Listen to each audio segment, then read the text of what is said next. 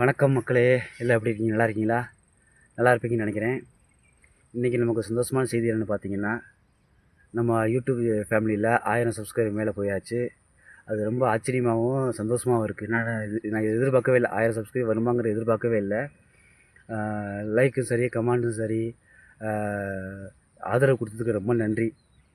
இந்தளவுக்கு சோசியல் மீடியாவில் நமக்கு சப்ஸ்கிரைபர் வருங்கிறத எதிர்பார்க்கவே இல்லை. ரொம்ப சந்தோஷமாகவும் மகிழ்ச்சியாகவும் இருக்குது. ஒவ்வொருத்தவங்க அந்த சப்போர்ட் பண்ணுங்கிற எண்ணம், 2வது பாட்டுக்கூடிய எண்ணம். ஏன்னா எனக்கு அந்தளவுக்கு வீடியோவில் பார்த்து பேசுகிறதுங்கிறது ஒரு கூச்ச சுபாவம். ஸ்கூலில் இருந்தே வந்து மேக்ஸிமம் ஸ்டேஜில் பேசினா உடம்பு கைகால் நடுங்க ஆரம்பிச்சிடும். ஒரு டீச்சர் வாத்தியார் இருந்துச்சுன்னு கேள்வி கேட்டாவே எல்லாரையும் பார்க்கும்போது பயம் வந்துடும். ஃப்ரெண்டில் வந்து சொல்லு அந்த பதில் சொல்லணுனாவே எனக்கு பயம் வந்துடும்.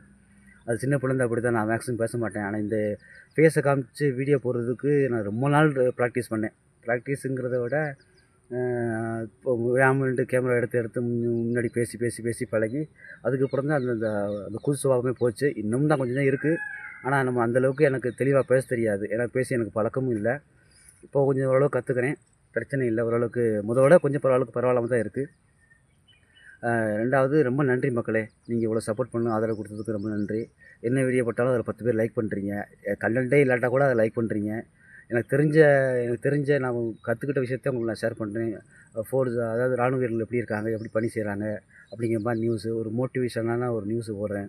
2வது அந்த பேட் கமெண்ட் பண்ணுறவங்கள பற்றி யோசிக்கக்கூடாதுன்னு தோணுது. ஆனால் சில நேரங்களில் ஆட்டோமேட்டிக்காக மைண்ட் அங்கே போயிடுது. இப்படி பேசிட்டாங்கன்னா அப்படின்னு தோணுது.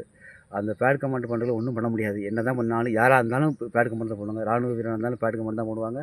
போலீஸாக இருந்தாலும் பேட் கமெண்ட் தான் போடுவாங்க. அவங்கள வந்து திருத்தவோ நம்ம மாற்றவோ முடியாது. ஏன்னா அவங்க சின்ன பிள்ளைலேருந்து பழக்க வழக்கங்கள் அப்படியா இருக்குன்னு நினைக்கிறேன். அதனால் முடிஞ்ச அளவுக்கு பேட் கமெண்ட்டை மறந்துடுவோம்.